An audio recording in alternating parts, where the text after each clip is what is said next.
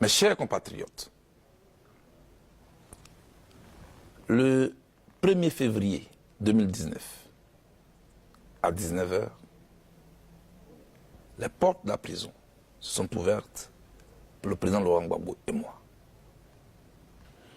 Aujourd'hui, je peux enfin m'adresser à vous en homme libre.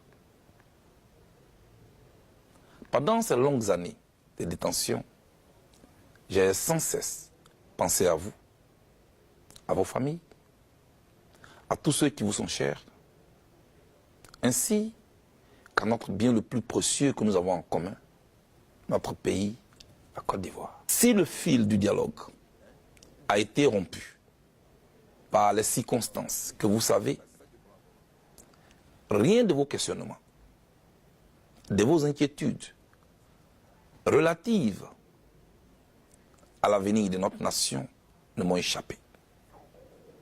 Pas plus que les douleurs qui vous ont affligé et qui continuent malheureusement de vous habiter aujourd'hui encore, semblant jeter un voile épais sur l'avenir. Notre avenir que nous sommes pourtant obligés de réinventer ensemble.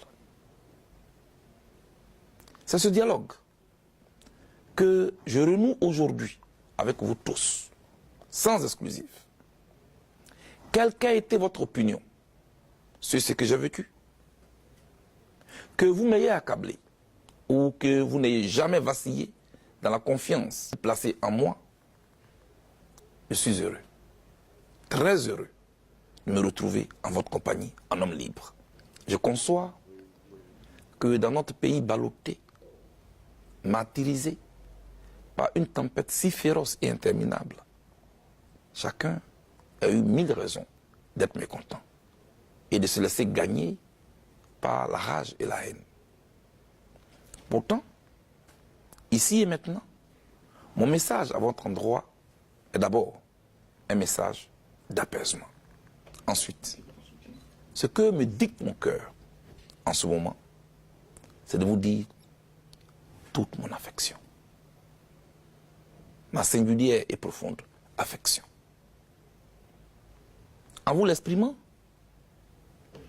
je ne vous rends qu'une infime partie de soutien et de l'immense amour que vous avez bien voulu me témoigner pendant ma détention.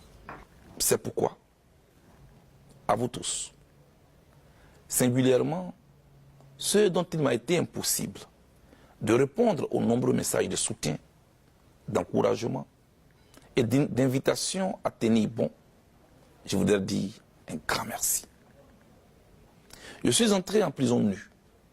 J'en sors, l'esprit en paix, le cœur plein d'amour, les bras chargés de ce que vous m'avez offert. Dans cette séquence si significative, comment oublier mes sœurs, mes frères, la diaspora ivoirienne et africaine? Ces gens formidables qui, pendant plusieurs années, ont bravé le froid polaire, la distance, pour nous apporter leur soutien qui nous a été très réconfortant. Soyez rassurés. La reconnaissance que je vous dois, elle est à nulle pareille. Merci. 1000 fois merci. Que le Tout-Puissant vous rende au centuple tous les efforts que vous avez fournis et tous les sacrifices que vous avez consentis pour nous. Chères sœurs, chers frères, aussi cruelle qu'a été l'épreuve que notre pays a vécue, fidèle à mon engagement de ne jamais être du mauvais côté de l'histoire, je n'encouragerai aucune tentation de vengeance, ni aucune velléité de revanche. Parce que, en définitive, de vengeance à vengeance, de revanche en revanche, cela ne fera que précipiter notre pays dans l'abîme, dans le chaos. Bref, dans un déclin irréversible.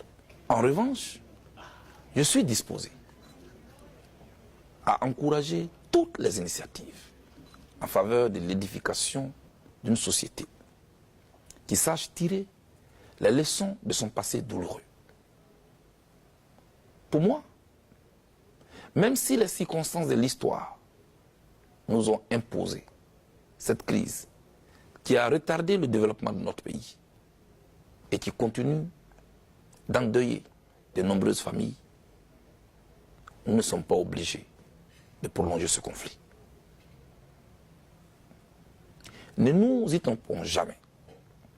Les sociétés qui avancent, les pays qui engrangent d'importantes victoires sur le marché concurrentiel de développement sont ceux qui savent tirer les enseignements, tous les enseignements, des événements douloureux qui jalonnent leur histoire et forgent leur communauté de destin. Chers compatriotes, mon engagement pour la paix et la réconciliation n'obéit à aucune démarche intéressée ni à aucune tactique politicienne. Il est sincère et appuyé sur des convictions fortes, ayant pour but de faire grandir notre pays. En effet, au regard de notre actualité sociopolitique, chaque jour, les murs de méfiance gagnent en épaisseur et en hauteur. Le fossé social, quant à lui, et c'est peu dire, continue de se creuser avec une obstination que rien ne semble arrêter. Et manifestement, vous semblez à nouveau habité par la peur.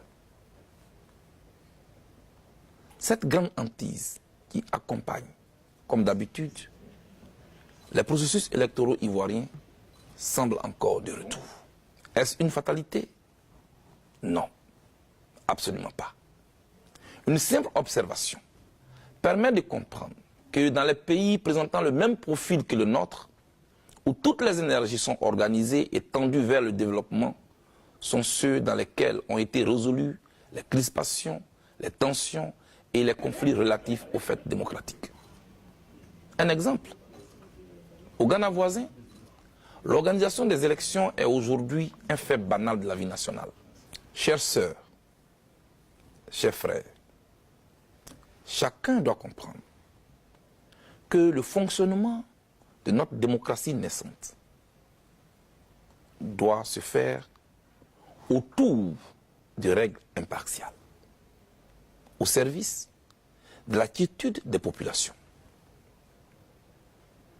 Nous devons travailler à doter notre pays d'institutions fortes et crédibles qui puissent traverser le temps et non des institutions assujetties aux intérêts immédiats du parti au pouvoir. Est-ce si difficile, comme au Ghana, d'arriver à une normalité électorale?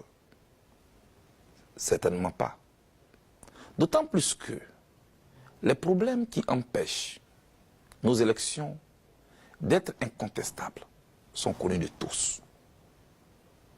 Ne manque que l'engagement pour les acteurs politiques ivoiriens les plus en capacité de changer les choses, d'accepter d'associer leur nom pour toujours à l'histoire de ce pays. Malheureusement, je sais qu'ils s'en trouveront pour moquer un tel rêve. C'est cela, la diversité d'opinions, que je respecte, des postures du moment et d'une absence de projection vers le futur.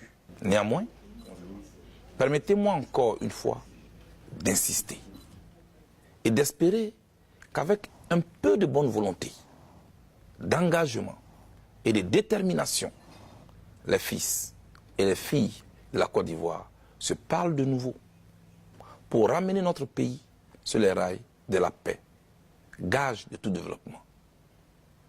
Ainsi, nous pourrons envoyer à tous nos partenaires extérieurs le signal que nous sommes des best places où investir en toute confiance. Notre pays en a besoin. En ce qui me concerne, je ferai ma part. Et comme je l'ai toujours répété, je serai un instrument au service de la paix et de la réconciliation dans mon pays. Savoir reconnaître ses erreurs, assumer ses responsabilités, quelles qu'elles soient, voilà la voie vers la rédemption. De fait, quel que soit ce que chacun d'entre nous aura vécu, nous devons apprendre à nous pardonner les uns les autres. Et je le répète, quel que soit ce que chacun d'entre nous aura vécu, nous devons apprendre à nous pardonner les uns les autres. Pour moi, le pardon est une étape inévitable à la reconstruction d'une Côte d'Ivoire nouvelle. Une telle démarche serait la démonstration de notre grandeur d'âme, l'âme ivoirienne. Elle est aussi, et vous en conviendrez aisément avec moi, l'un des plus grands signes d'espoir. Ensemble, nous devons construire notre pays dans le respect de nos différences d'opinion, de religion et de provenance géographique. Tout comme nous devons inscrire notre engagement et notre culture politique dans une compétition saine, c'est-à-dire débarrassée de toute violence et surtout loin des armes. À cet égard, je voudrais affirmer ici, aucune ambition politique, aussi noble soit-elle, n'est au-dessus de la vie des Ivoiriens, d'aucun Ivoirien. La vie, elle est sacrée. À mes yeux, ce sont nos différences qui enrichissent le débat politique et confèrent à la démocratie toute sa beauté et tout son sens. Chers compatriotes, il est vrai que ma détention a été physiquement éprouvante. Cependant, elle n'a aucunement altéré mon moral. D'ailleurs, l'espoir de nous voir tous unis de nouveau dans notre beau pays ne m'a jamais quitté. Un pays qui procurera à chacun et à tous ses enfants les meilleures opportunités de vie, une meilleure éducation, des soins médicaux appropriés, une justice équitable et un environnement qui garantisse la sécurité de tous. Que Dieu nous bénisse, que Dieu bénisse la Côte d'Ivoire. Je vous remercie.